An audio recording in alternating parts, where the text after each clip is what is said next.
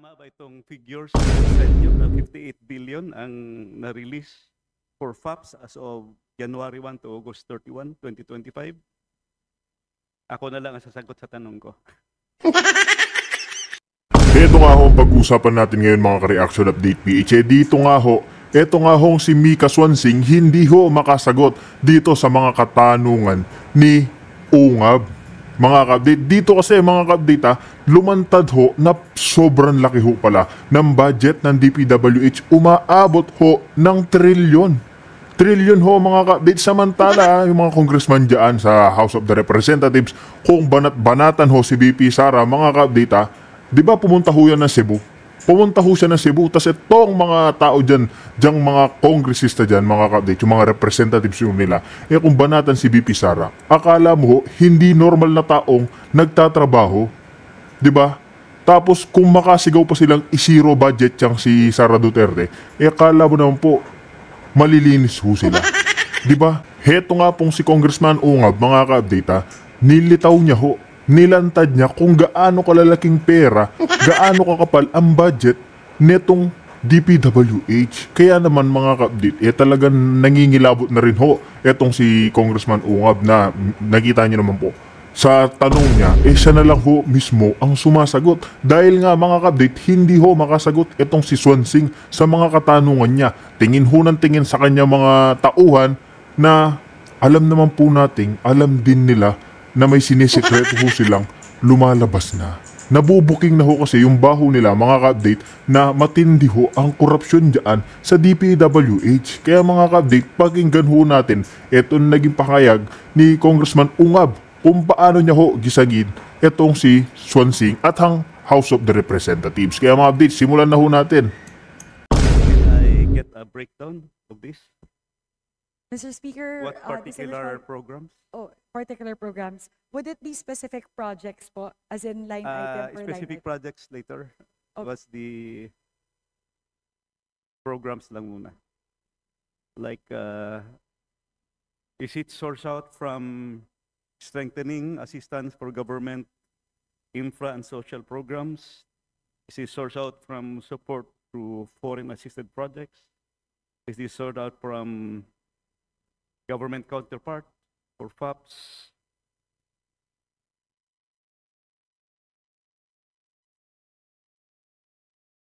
Mr. Speaker, distinguished colleague, I could give the disaggregation po across two categories. We could also provide a full list if our distinguished colleague would prefer that. But in terms of the breakdown po, under SAGIP, out of the 107.8 billion pesos, 85.7 billion pesos of that would be sourced from SAGIP, and the other 22.1 billion pesos would be sourced out po from FAPS. Okay, just give me the data after or later. Can you provide me the list of foreign assisted projects that were funded from the unprogrammed funds, both GOP counterpart and loan proceeds? Yes, Mr. Speaker, my distinguished colleague, we actually have it. Sa naririnig nga ho natin mga ka-update, bilyon-bilyon po ang pondong hindi nila ma-explika o hindi po nila ma-explain kung paano ho nila winawaldas 6 na proyekto sa bilyon-bilyon ho na pera ng bayan mga ka-update. Tapos etong si VP Sara na lagi ho nilang binabanatan, kakaunti na nga lang budget, 994 billion, hindi na nga ho umabot sa bilyon mga ka-update di ba? 990 million pesos yung kay VP Sara, lagi ho nilang ginigisa, lagi ho nilang binabanatan. Kaya makikita po natin itong mga dilawan, mga ka-update, kain suka ho kay Marcos Jr. Yan po yung katotohanan mga ka-update. Kinakain ho nila lahat ng sinasabi nila noon kay Marcos Jr. Kaya makikita po natin talagang Duterte lang ang kanilang binabanatan. Di ba? Po on hand. We could share it to our distinguished colleague Use right it, away. Well, thank you. Okay. Were there allotment releases for flood control projects? What are these? What are these FAPs? And how much were released?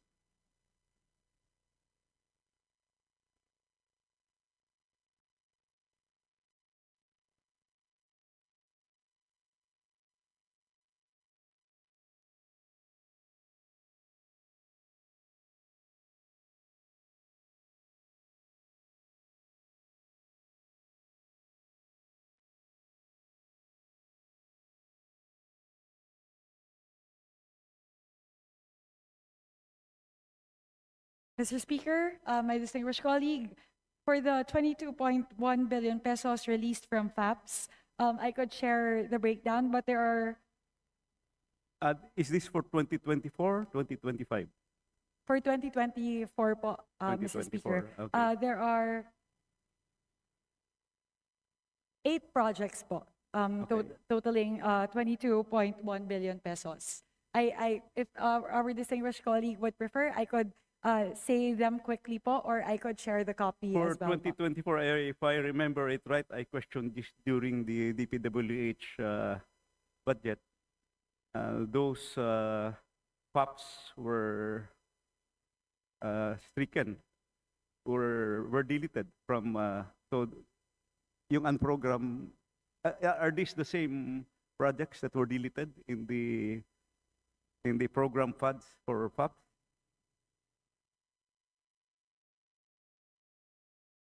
I would assume kasi hindi yun marirelease kung wala yung item, di ba? When was this released? Mr. Speaker, my distinguished colleague, that is correct. The items that were deleted from the DPWH budget under FAPS are the same items that are Nilipat sa programmed under. program, tapos ito Essentially po, nirelease. opo. But Nilipat po. ang tanong ko next is, when was this released?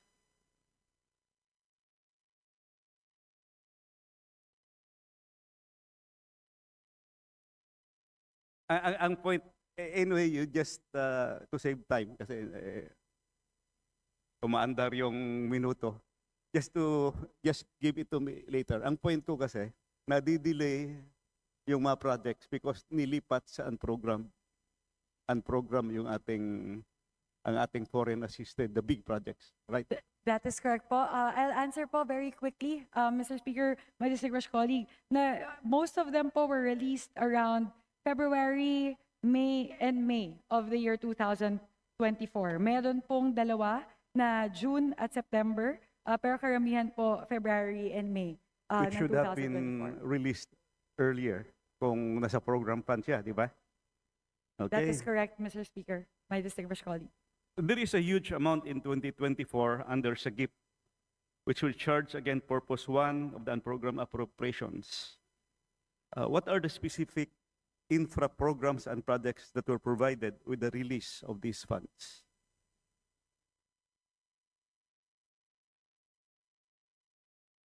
Mr. Speaker, my distinguished colleague, the items under SAGIP totaling 85.7 billion pesos under unprogrammed appropriations for the year 2024 are total 1, 2, 3, 4, 5, 6 projects po.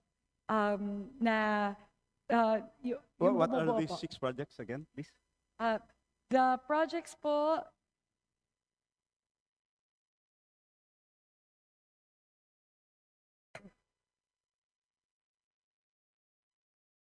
Mr. Speaker, my distinguished colleague, the number of line items are quite voluminous.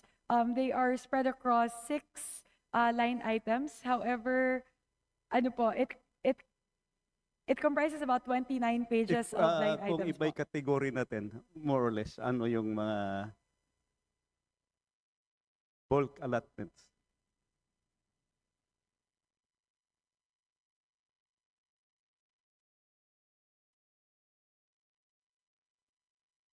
Mr. Speaker, my distinguished colleague, so the DBM will quickly work on the categorization po para lang po ma-disaggregate po natin kung alin po doon yung flood control kung ano po yung iba-ibang kinds, kung seawall po ba, flood control, drainage. If we may ask po for a few minutes to work on that po, Mr. Speaker, my distinguished colleague. Sige, can I get both hard copy and USB later? Okay.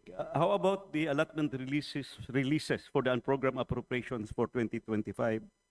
Can you provide or enumerate to me the list of foreign assisted projects that were funded from the unprogrammed appropriations?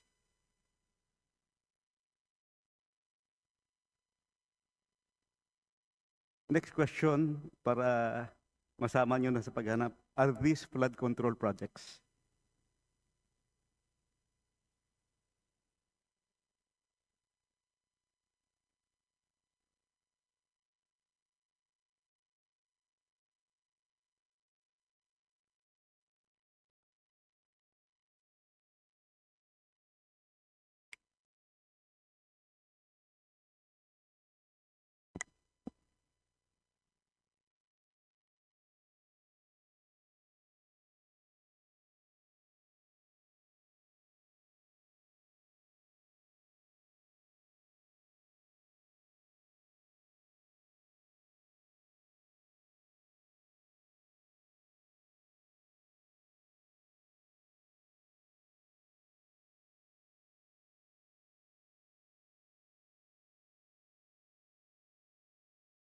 Tama ba itong figures sa website nyo na 58 billion ang na-release for FAPS as of January 1 to August 31, 2025? Ako na lang ang sasagot sa tanong ko.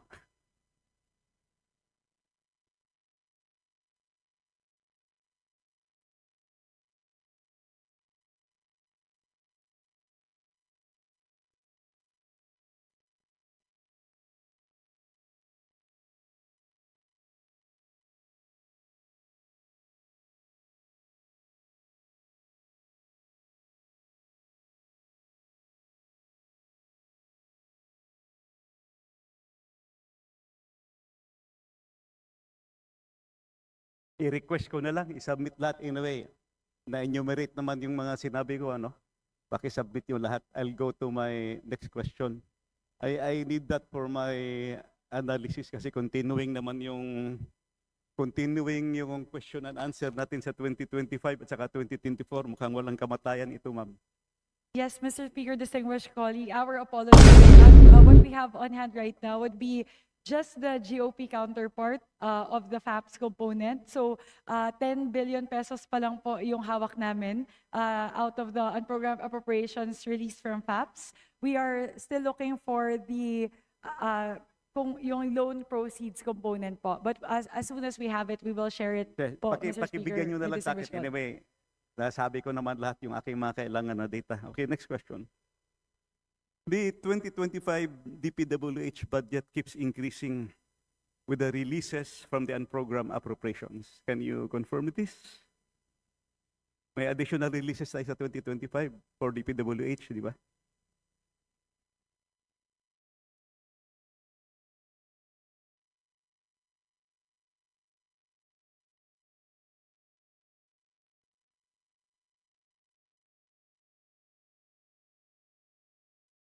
Mr. Speaker, my distinguished colleague, for 2025 under unprogrammed appropriations, only the projects released to DPWH are only FAPS projects. Wala po under SAGIP, wala po kasing request under SAGIP. Ito yung 58.84 billion na FAPS. Is my figure correct?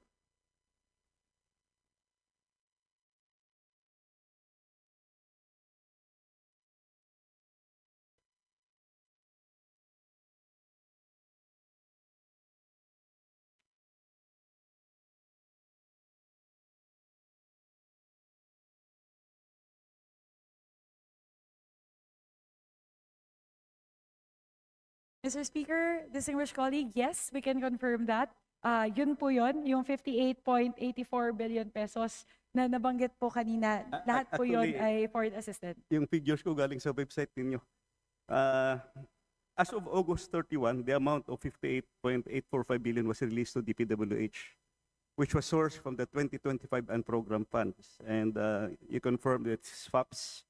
With this 58.845 billion, the 2025 program budget of the DPWH amounting to 1.088 trillion will further increase to 1.147 trillion.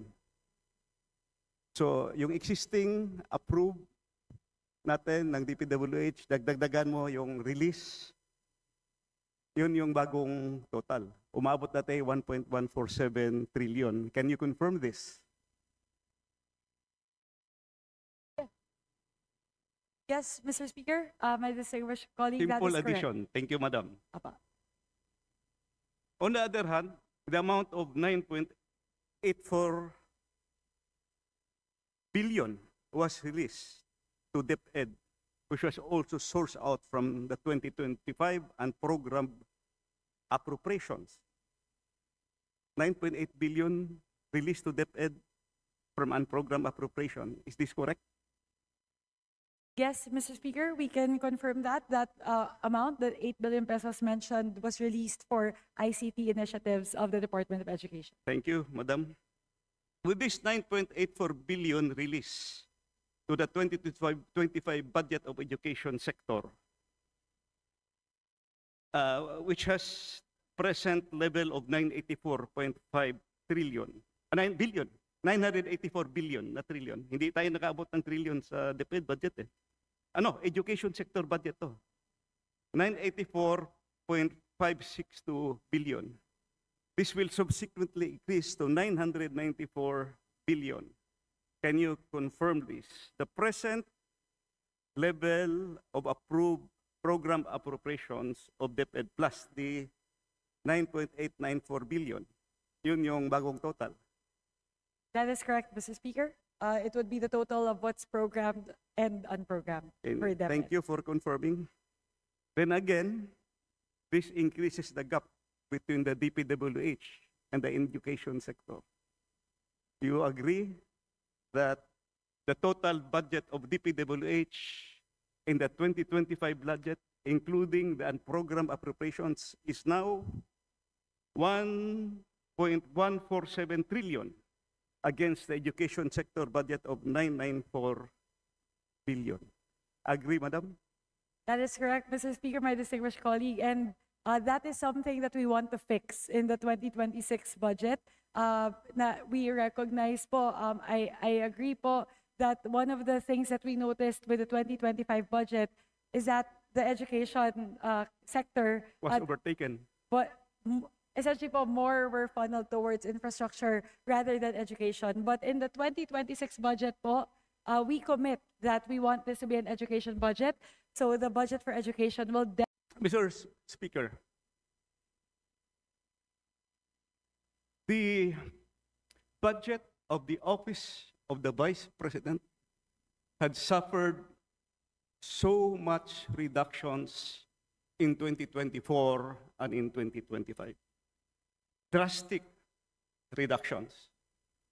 I was a member of the previous Congress, the 19th Congress, and even there were two occasions that we were even debating at the committee level to the point of heated debates, perhaps altercation, to the point of this representation and the former congressman, now Senator Dante Marcoleta. We were debating at the appropriations committee level because during the time they were not willing to grant the traditional parliamentary courtesy deserving a higher or co-equal office of government. Mahaba yung discussion. Hindi ko lang maintindihan kung bakit diretso magtatanong yung mga kasama natin to a higher office, which is the office of the Vice President. We argued there. At respect for the due process, no for the budget process. How can we respect the budget process? Let me say this. My only hope is that all things will be corrected in this Congress. The budget process will be corrected in this budget and in this Congress. Why I said that? There are two parts of the annual budget that is presented to us by the executive. First part is the new general appropriations, and the second part is the automatic appropriations. Yung automatic appropriations, hindi na natin yan pinag-uusapan dito because they are already covered by previous special laws debated by our predecessors. Pero in the 2025 budget, the automatic appropriations were mangled. Lumampas. May dagdag bawas. 14 special laws were amended. Kasama na yung PhilHealth law at saka syntax law amended. Ang daming ginalaw. 14 special laws sa automatic appropriations na hindi dapat ginagalaw yan. Pagdating sa new general appropriations, kaya nga tayo tinatawag na General Appropriations Act, New General Appropriations, yun yung ating didiscuss. What comprises the new general appropriations? The program funds and the unprogrammed funds. Program funds, 26 out of 27 departments were mangled beyond recognition. Isa lang ang hindi ginalaw, DBM. Bakit ang lakas ng DBM? 26 were mangled. Dagdag, bawas. At saka yung program appropriations nilipat sa program including the foreign assisted projects. At saka yung fiscal space na naiwan, pinalitan ng mga priority pet projects na wala man lang sa National Development Plan ng ating Republika ng Pilipinas.